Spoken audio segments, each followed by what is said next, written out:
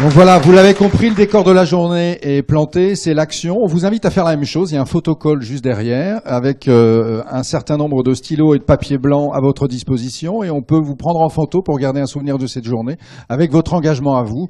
Vous voyez que le florilège est très vaste, on a quelques suggestions pour celles qui manqueraient d'idées ou ceux qui manqueraient d'idées, mais je suis sûr que vous en aurez un bon paquet.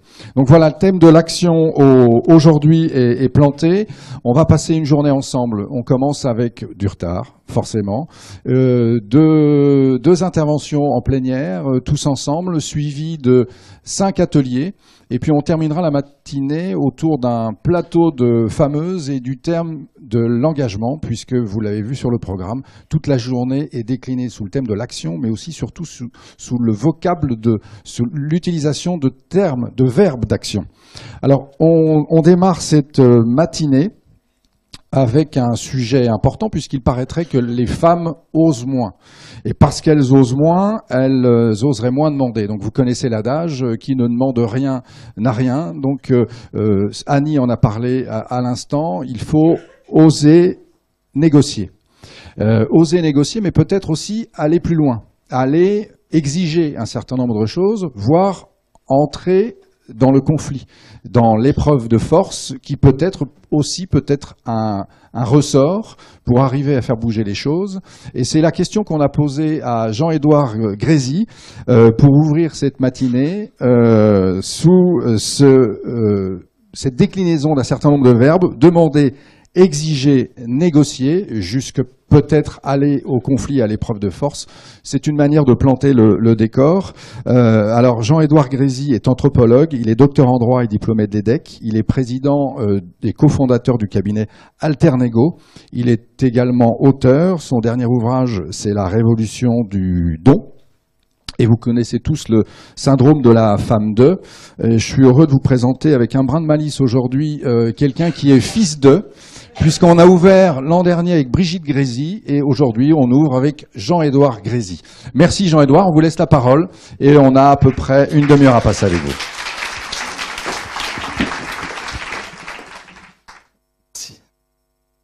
Merci Eric. Merci Marie. Effectivement, je suis le fils d'eux, donc je fais partie des féministes par imprégnation familiale, ce qui n'empêche pas d'avoir des problèmes aussi avec ma mère, comme 100% des hommes. Je suis effectivement expert dans l'engueulade, c'est mon métier, et je m'engueule avec tout le monde, quels que soient les sexes, pas n'importe comment, c'est ce qu'on va voir maintenant, de manière productive. Et je voudrais citer en introduction une femme absolument remarquable qui s'appelle Mary Parker Follett. Ses écrits ont été réédités sous le terme Mary Parker Follett, Prophet of Management, rien que ça. Marie Donzel a fait un magnifique article sur elle que vous pourrez retrouver en tapant Mary Parker Follett, Marie Donzel. Et elle donne cette belle image, elle dit « Le conflit, c'est comme le frottement de l'archet sur les cordes du violon. C'est comme le frottement des roues du train sur les rails. Sans frottement, il n'y a pas de musique. Sans frottement, il n'y a pas de déplacement. Et tout l'art du management, c'est d'accompagner le frottement pour que la musique soit belle, pour que le train ne déraille pas. » D'où l'importance, effectivement, de développer une conflictualité saine dans nos organisations et puis dans nos liens, quels qu'ils soient, y compris intimes. Le conflit est passionnant sous divers aspects. D'abord, c'est un bel indicateur d'une culture d'entreprise. Si je caricature, vous avez deux grandes cultures. La culture du conflit froid, très répandue en France, puisque un des plus grands sociologues français, Michel Crozier, disait qu'une des caractéristiques de notre management, c'était l'évitement des relations de face à face et la fuite face au conflit. Du coup, ça déclenche un peu la culture du conflit de canard, si j'ose dire, c'est-à-dire qu'en surface, j'aborde le sourire du musée Grévin, et sous l'eau, ça palme. Mon Dieu, qu'est-ce qu'il m'énerve, hein. Je le croise le matin, je dis ça va, ouais, t'inquiète, hein. Et du coup, par derrière, effectivement, il y a des choses qui se passent et ça peut générer une défiance généralisée. Et des risques psychosociaux, puisque l'absence de débat, effectivement, quand on a le travail à cœur, et c'est le cas de nous tous, génère effectivement des difficultés pour pouvoir faire ce qu'on fait, tout simplement. Et puis vous avez la deuxième culture, l'autre extrême, je caricature toujours, la culture du conflit chaud. hein. Et effectivement, dans certains métiers, vous travaillez sur un chantier, avant de monter sur l'échafaudage, s'il est branlant, vaut mieux s'engueuler avant de monter, d'accord ? C'est préférable pour votre sécurité. La culture du conflit chaud, naturellement, est efficace dès lors qu'elle ne dégénère pas en violence. Et c'est encore une fois tout l'art du management que de pouvoir accompagner le conflit de manière saine et régulée. Je faisais une petite intro sur le conflit puisque non seulement il révèle une culture d'entreprise, mais en plus, il apparaît comme un facteur de blocage des mécanismes de décision. Grâce au conflit, on sait un peu comment les décisions se prennent ou se bloquent. Et je vais illustrer donc mon propos, si ça marche. Alors, j'ai toujours eu des problèmes avec la technologie. Voilà, ça marche. Voilà, conflit chaud, conflit froid, hein, c'est très, très gaulois. Et je vais donc illustrer mon propos en 3 temps. D'abord, quels sont les différents modes d'action, comment agir, comment faire en sorte que les choses soient faites avec nos collègues, avec nos clients, avec nos fournisseurs, nos partenaires, avec nos enfants, avec nos conjoints, etc. Deuxième temps, je vais aborder un des mécanismes les plus passionnants pour un anthropologue, comment faire en sorte que les choses soient faites de manière informelle, presque sans compter, presque naturellement au quotidien. Et effectivement, je vais parler du don sans trop de surprise. Et puis enfin, 3e temps, nous verrons comment développer notre agilité pour passer d'un registre à l'autre à bon escient. D'accord ?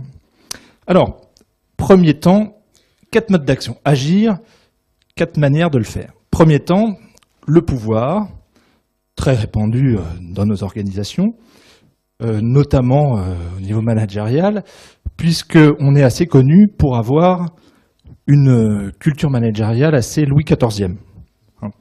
Je commande, tu exécutes. À l'ombre des grands chênes ne poussent que des glands. Pourquoi dégrader mon lumineux projet avec des gens moins comprenants ? Alors, l'avantage du pouvoir, évidemment, c'est que ça permet de se mettre d'accord avec soi-même pour faire en sorte que les choses soient faites. Ça permet de prendre des décisions rapides et parfois c'est nécessaire pour prendre des décisions impopulaires. L'inconvénient, évidemment, c'est que les gens ne sont pas tellement associés aux décisions et que vous voyez bien que même quand vous rentrez chez vous le soir et que vous tombez sur un petit qui fait 1m10, parfois vous êtes tenté de lui dire « Écoute, toi, tu vas arrêter de m'embêter, tu vois que tu fais 1m10, donc je commande, tu exécutes, et si tu n'es pas d'accord, je compte jusqu'à 3. » D'accord ? Je l'ai fait, hein, je le fais encore. Sauf que dernièrement, j'ai un de mes garçons, pour le coup, qui m'a recadré en me disant « Écoute, papa, les châtiments corporels sont interdits dans 47 pays. D'accord ? Est-ce que je dois en arriver à appeler le 119 ? Allô, enfance en danger. » Alors effectivement, vous voyez bien que le pouvoir peut dégénérer en épreuve de force et qu'il faut savoir en sortir. Hein. D'où ce 2e registre, les règles, très importantes aussi, hein, puisqu'elles permettent de rééquilibrer les rapports de force, rééquilibrer aussi les inégalités professionnelles entre les hommes et les femmes, notamment, rééquilibrer les rapports de force entre l'employeur et l'employé. C'est absolument indispensable d'avoir un cadre pour savoir qui est bon joueur, qui est tricheur, pour se rassurer sur notre manière aussi d'interagir aux autres dans une organisation, par exemple. Le problème, c'est que les règles ont aussi des limites. Hein.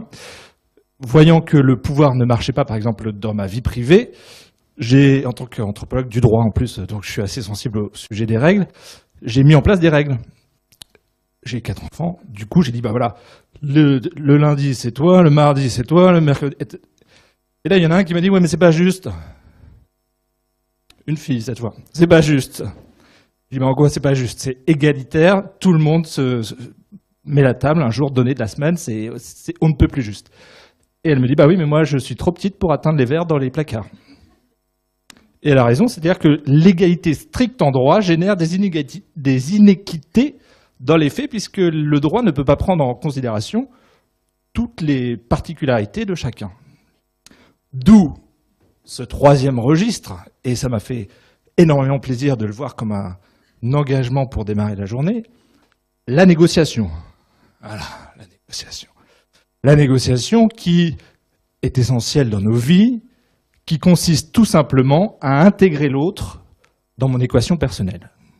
Négocier, c'est un système de décision conjointe, si on doit le définir, d'accord ? Les choses sont faites parce qu'on tombe d'accord pour les faire. On peut signer un contrat éventuellement, on peut faire une convention, on peut taper sur un mur comme les maquignons faisaient autrefois. On tombe d'accord pour faire les choses d'une certaine manière.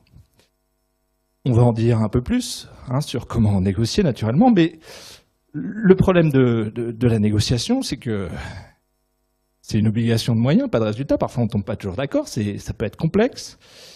Par ailleurs, il y a des principes à respecter, notamment une règle d'or, pas de concession sans contrepartie.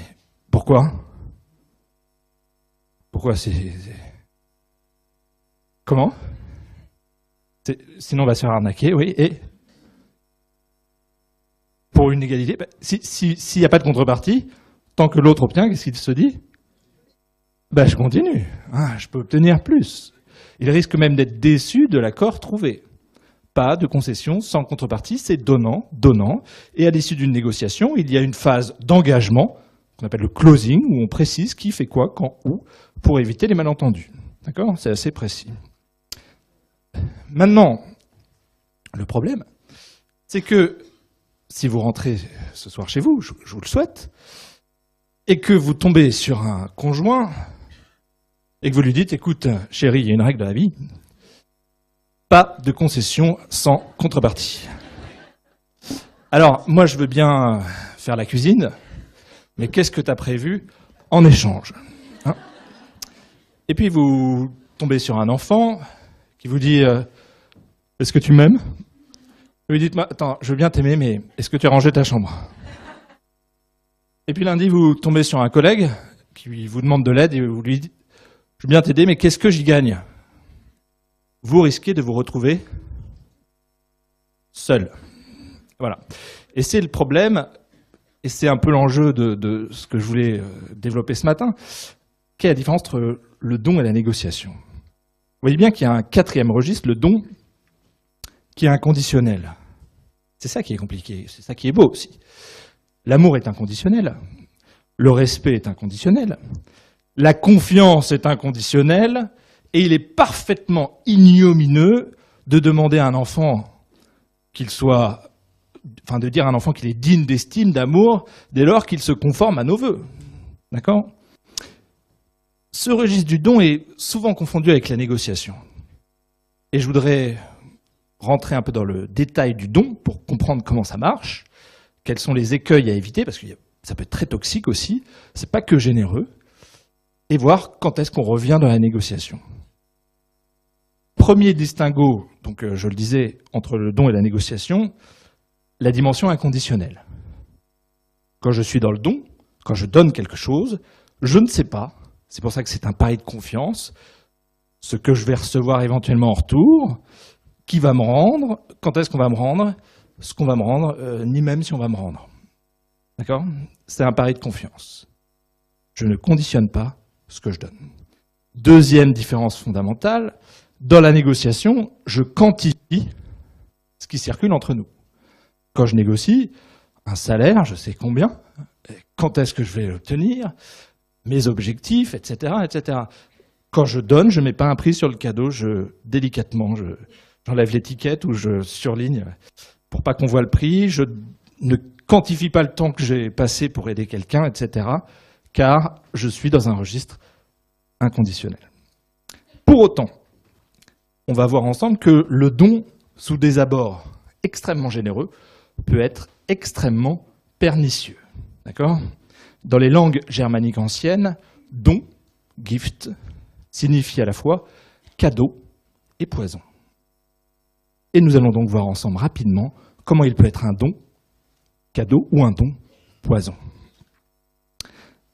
Alors, pour comprendre d'où ça vient, il faut citer un contemporain de Mary Parker Follett, Marcel Mauss, 1925, essai sur le don, le père de l'ethnologie scientifique française, le mentor de Germaine Tillion, qui a été panthéonisé, qui explique que dans toute société, les rapports sociaux ne sont pas fondés sur le troc, sur le donnant-donnant, sur le marché, mais sur le don. Tous ces travaux ont été fertilisés par tout un mouvement en sciences sociales qui s'appelle le MOS, Mouvement anti-utilitariste en sciences sociales, un acronyme, notamment par Alain Caillé. Et aujourd'hui, pour comprendre comment ça fonctionne, je vous propose 4 temps: demander, donner, recevoir, rendre. Comme une valse. Le don fonctionne comme une valse. 4 temps: demander, donner, recevoir, rendre. Et nous allons voir qu'à chacun de ces 4 temps, il y a des pièges relationnels. Je commence par la demande, un des moments les plus subtils. Pourtant, tout ce qu'on va voir, c'est du bon sens et on a beaucoup appris depuis notre éducation. Premier temps, demander. Qu'est-ce qu'on dit aux petits d'abord? S'il te plaît, il y a un mot magique. C'est pas passe-moi le sel, c'est s'il te plaît. Pour autant, dans les entreprises, on observe certains managers qui oublient le mot magique. Je vais vous présenter 8 dinosaures qui hantent le management. Le tyrannodon. Il ne demande pas, il exige. D'accord? Mary Parker Follett, toujours, intervient dans les années 20 sur une grève de mineurs extrêmement violente. Et quand elle interviewe les mineurs, ils disent « On est en grève parce qu'on ne supporte plus le pouvoir sûr. On n'est pas des chiens. Ce qui est insupportable, disent-ils, ce n'est pas de faire ce qu'on nous demande, c'est la manière dont on nous le demande. » D'accord? Donc, premier temps, demander, ce n'est pas exiger. Demander, c'est mettre les formes, laisser l'autonomie à l'autre aussi de pouvoir donner ou pas. Deuxième écueil, Eric en parlait, très, très, très répandu. Parfois on dit, réclamer, ça ne se fait pas. Demander, ça ne se fait pas. Et aujourd'hui, observez que plus de 52% des managers dans les entreprises n'osent pas demander de l'aide quand ils sont en difficulté. C'est un vrai problème. Or, comme le disait Eric, qui ne demande rien, on peut se leur dire, qui ne demande rien, voilà. Et ça, c'est le problème des timorodons. Ils n'osent pas demander. Ils font des demandes tacites, implicites. Plutôt que de dire « passe-moi le sel », ils disent « enfin, s'il te plaît, je peux avoir du sel, pardon, ça c'était… » Ils disent « tu trouves pas que ça manque un peu de sel ?» Ça vous fait rire pour le sel, mais quand il s'agit de rentrer en négociation pour une promotion, ils disent « tu trouves pas que j'ai bien travaillé ?» Et alors là, le problème, c'est que en face de vous, vous avez quelqu'un qui parfois, de bonne foi, ne comprend pas. Parce que quand ça ne démarre pas par « s'il te plaît » avec une demande précise, explicite, les gens parfois ne comprennent pas. Première possibilité. Deuxième possibilité, parfois les gens comprennent, mais ils ont une enveloppe un peu réduite, une enveloppe multiple, et ils se disent « qui ne demande rien, n'a rien ». Alors il y a un livre qui a fait beaucoup polémique, de Linda Babcock, qui disait que, ça s'appelle « Why Women Don't Ask », que les femmes en moyenne, en fréquence de demande, demanderaient 4 fois moins que les hommes. Et ce serait lié à un conditionnement dès la petite enfance. Osez demander, vous serez surpris de recevoir. Demander, c'est une étape essentielle. Il s'agit non seulement de mettre les formes, mais de motiver sa demande. Deuxième temps de la valse, demander, donner, donner. Nous allons voir à nouveau 2 écueils, et non des moindres. Le premier, c'est le mégalodon. Le mégalodon, il donne trop. Et alors, quel est le danger? C'est valable aussi dans la vie privée. Vous avez un très bon livre qui s'appelle « La haine de la dette, pourquoi on en veut à ceux qui nous veulent du bien ». Le problème du mégalodon, c'est que quand il donne trop, eh bien, naturellement, il écrase les autres de sa générosité. Je donne un exemple. Je vois une femme qui est manager, qui veut créer une bonne ambiance dans son équipe et qui invite tout le monde à la cafétéria. Tout le monde trouve ça sympa. Le lendemain, elle dit « rebelote, je vous invite à la cafétéria ». Et là, spontanément, quelqu'un dit « cette fois, c'est pour moi, je paye ». Et elle dit « non, c'est bon, c'est pour moi ». Et quand vous empêchez les gens de rendre, qu'est-ce qui se passe? Vous les mettez en état de soumission, dépendance, suggestion. Le don est utilisé comme un marqueur de pouvoir extrêmement désagréable, à tel point que dans son équipe, tout le monde arrive en retard ou se cache au moment du petit déjeuner, qui est vécu comme un cérémonial humiliant. D'accord ? Il ne s'agit pas d'empêcher l'autre de donner à son tour. Donner, c'est permettre à l'autre de donner à son tour. Deuxième écueil, assez répandu, pourtant c'est un principe éducatif majeur. Je pense qu'on a tous eu le même. Donner, c'est donner. Reprendre, c'est voler. Voilà. C'est dur avec les petits. Hein. On essaye de leur apprendre vers 1 an et demi, 2 ans. Ils ont du mal à lâcher les choses. Et parfois, c'est dur aussi chez les managers. C'est ce qu'on a appelé l'arpadon. L'arpadon, il ne donne pas vraiment. Hein. C'est son dossier, c'est son projet, c'est son bébé. Et il a du mal à déléguer toute l'autonomie qui pourrait aller avec ce qu'il demande ou ce qu'il donne pour que l'autre puisse réellement réaliser ce qu'il pourrait faire. Donc, donner, c'est le faire en permettant à l'autre de donner à son tour, mais c'est aussi donner vraiment. D'accord ? Sinon, ça ne sert à rien. Okay ? Troisième temps, donc, demander, donner, si vous me suivez toujours, recevoir. Recevoir, c'est un des moments les plus critiques et les plus beaux aussi.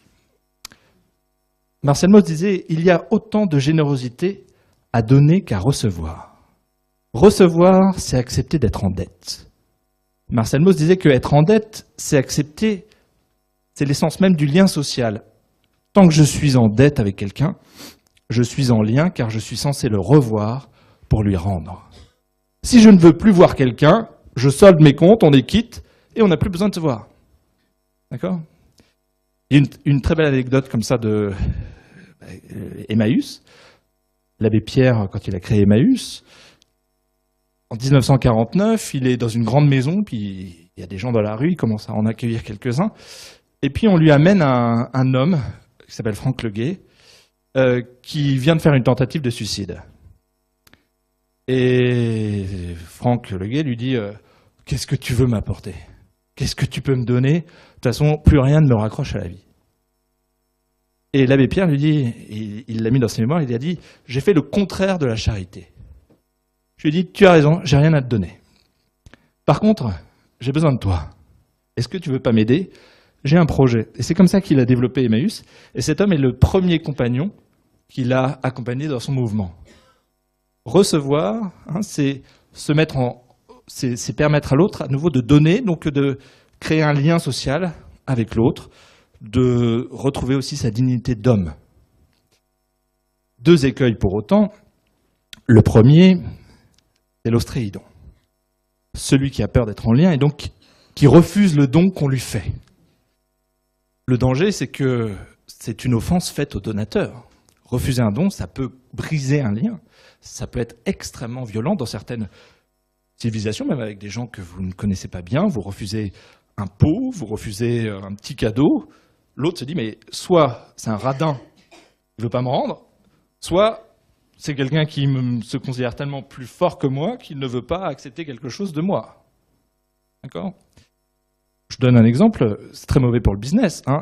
J'ai vu un commercial qui se rend à Hong Kong et on lui avait dit, plein de stéréotypes, tu as des enzymes qui dégradent l'alcool, t'inquiète pas, hein, tu devras boire du saké, chanter de l'alcool de riz, chanter au karaoké, mais t'inquiète pas, comme ça va créer du lien. Donc il va effectivement dans un restaurant chinois, il mange plein de trucs bizarres, jusqu'au moment où il y a le serveur qui arrive avec un espèce de chariot à roulettes, avec un tiroir, il ouvre avec des serpents vivants à l'intérieur, qu'il incise, et là il mélange la bile du serpent avec de l'alcool de riz, et lui tend le verre. Et là, c'en est trop pour notre commercial qui dit c'est bon là. Moi, je me suis déjà tapé 16 heures de vol, donc je vais me coucher. Je vous dis à demain pour la négo. Je vais prendre un boboon et salut. Qu'est-ce qui s'est passé le lendemain ? Pas de négo, pas de lien, pas de négo, pas de confiance, pas de négo. Je dis pas qu'il faut accepter tout ce qu'on vous donne, hein, mais il faut le faire avec les formes. Hein. Deuxième écueil dans le fait de recevoir, malheureusement aussi répandu dans les entreprises, l'hypofaux don. L'hypophodon, c'est, comme son nom l'indique, le hypotential. Le hypotential qui grandit parfois tellement vite dans un collectif de travail qu'il n'a pas le temps de rendre à ceux qui lui ont tant donné. Et ça peut laisser beaucoup d'amertume dans les équipes quand donner sans recevoir est davantage valorisé que recevoir sans rendre. D'accord ? Dernier temps, demander, donner, recevoir, rendre. Dernier temps, rendre. C'est le moment le plus intéressant puisque c'est celui qui va réenclencher, rendre ses données à son tour, qui est censé réenclencher le cycle du don et du contre-don. Pour autant, il y a encore 2 derniers écueils qu'il nous faut voir. Le premier, c'est ce qu'on appelait l'ankylodon, celui qui confond le don et la négociation. Catastrophe. Très répandu aussi. Vous avez une petite scénette très amusante à regarder sur Canal+, qui s'appelle Bref. Il y a un épisode qui s'appelle « J'ai un pote à condition suspensive » ou à condition générale. C'est le gars qui dit jamais non, il a un tic de langage, il dit « Je veux bien t'aider, enfin, si tu. Je veux bien, oui mais... » Et il conditionne systématiquement tout ce qu'il est censé rendre à des contreparties, ce qui fait qu'il va se retrouver seul. C'est d'autant plus dommage que quand le don et le contre-don s'accélèrent, on peut en arriver au top du top de la relation humaine, au top du top de la confiance, don, contre-don, don, contre-don, le point, qui est débiteur ou créditeur. C'est pourquoi on dit quand on s'aime, on ne compte pas. C'est ce qu'on appelle l'endettement mutuel positif. L'endettement mutuel positif, je rentre le soir, 4 enfants, je donne, ma femme donne. On les couche, on s'affale sur les canapés, on se regarde, on se dit qu'est-ce qu'on s'est donné. On n'a pas le temps de négocier, hein, sinon on est débordé. L'endettement mutuel positif. Attention, j'ai bien dit don contre don, don contre don, don contre don, car le dernier danger, c'est l'échinodon. Le Calimero du don. Il trouve que le monde est trop injuste alors qu'il irradie de bonté et de générosité. Il y a un proverbe africain qui dit « Quand tu es bon une fois, tu es bon et c'est bien, fais le bien. Mais quand tu es bon 2 fois, et j'ajoute sans contre-don, tu deviens bonbon. Et on te mange. » Nous on dit « trop bon, trop ». Pourquoi ? Parce que celui qui donne sans permettre à l'autre de rendre, l'autre se sentant redevable, a trouvé un moyen assez simple de s'exonérer du poids de sa dette, c'est de transformer tout ce qu'on lui donne en dû. On a tendance à mépriser l'autre à la hauteur de ce que l'on se sent redevable quand on n'a pas la possibilité de rendre. Ça peut être très violent. Ça peut être très violent. Hein. Dans les entreprises, on voit des gens qui se font comme ça exploiter avec aucune reconnaissance, aucune gratitude par rapport à tout ce qu'ils ont fait. D'accord ? C'est pour ça que le mot le plus important dans le management, c'est sans aucun doute merci, c'est-à-dire être en capacité de reconnaître le don qui nous est fait. Du coup, si je reprends, demander avec les formes, en motivant sa demande, donner en permettant à l'autre de donner à son tour et le faire vraiment, recevoir avec gratitude, reconnaître le don qui nous est fait, recevoir et accepter d'être redevable. D'accord ?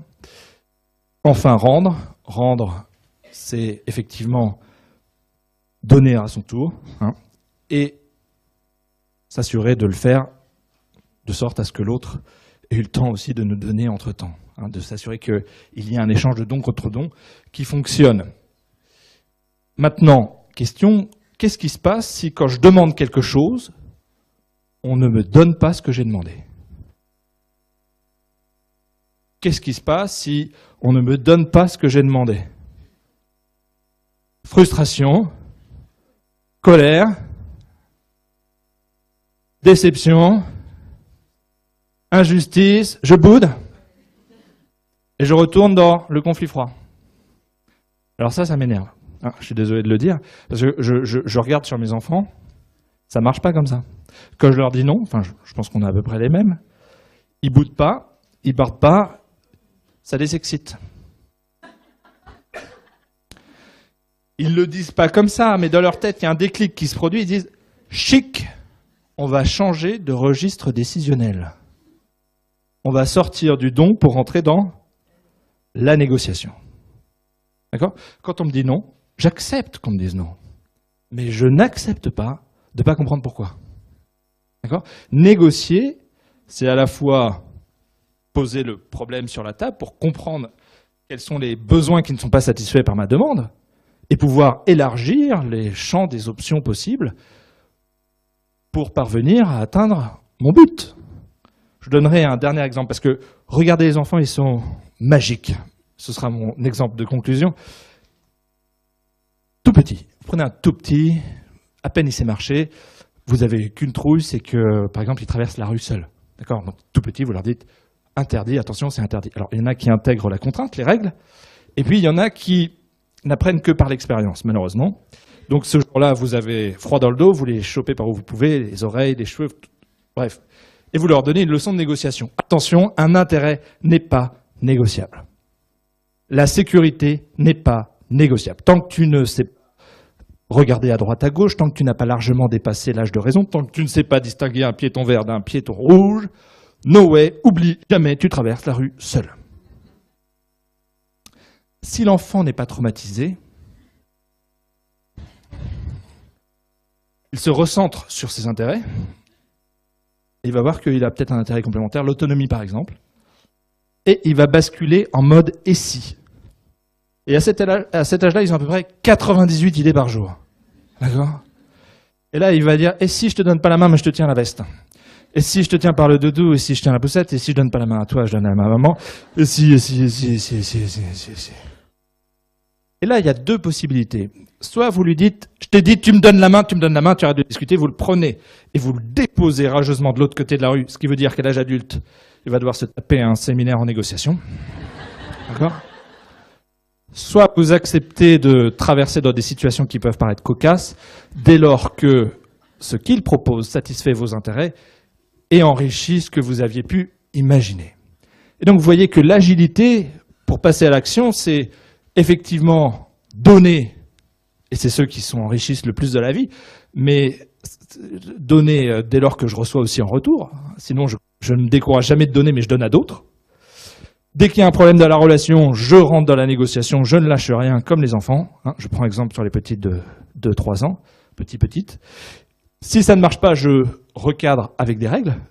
Et j'utilise le pouvoir en ultime dernier recours, car c'est le seul moment où il est légitime après avoir tout essayé. Je vous remercie.